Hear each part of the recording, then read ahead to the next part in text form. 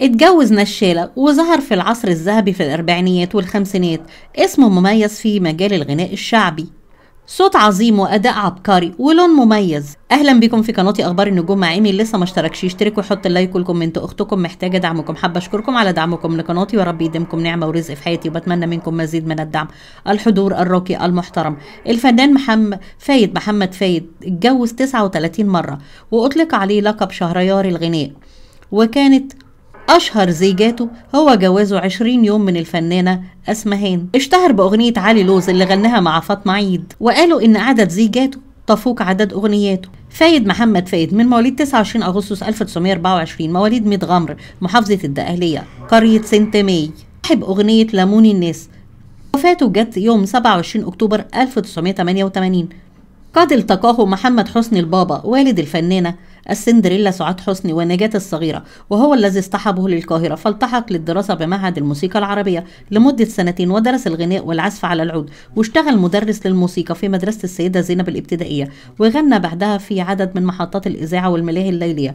وبدأ حياته بالغناء الشعبي في المناسبات والأفراح، وظهرت موهبته من خلال الغناء في الإذاعة المصرية بأغنيته الشهيرة سوق الحلاوة جبر. وبدأ الظهور في السينما،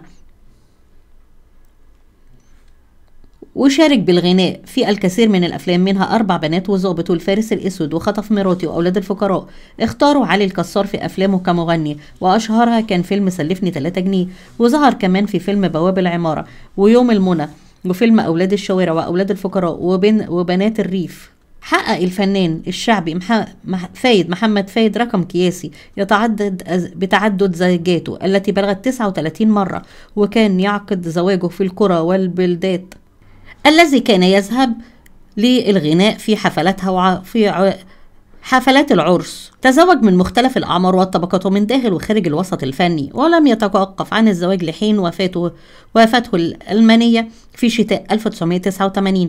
والأكثر غرابة أنه كان يحتفظ ببدلة خاصة يحضر بها للمحاكم الشرعية من أجل هذا الهدف.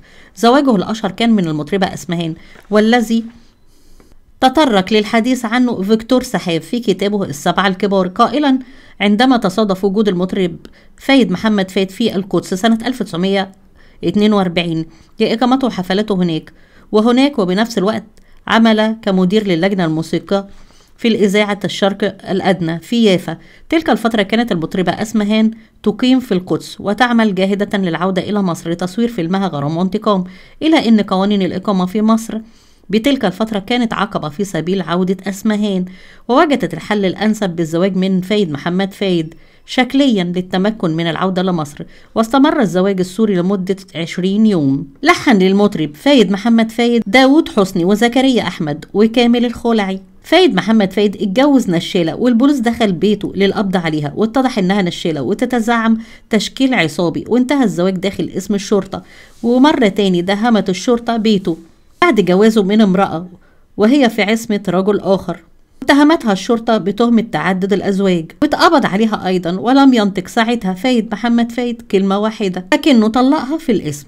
وكانت أطول زيجات فايد محمد فايد من زوجته التي عاشت معه أكثر من 30 عام، وهي الزوجة رقم 40 في حياة شهريار الغناء، ورحل سنة 1989 بعد رحلة انشغاله الزواج والطلاق. تحظى عدد زيجاته أكتر من أغانيه. ربنا يرحمه ويتغمده بكامل الرحمة والمغفرة.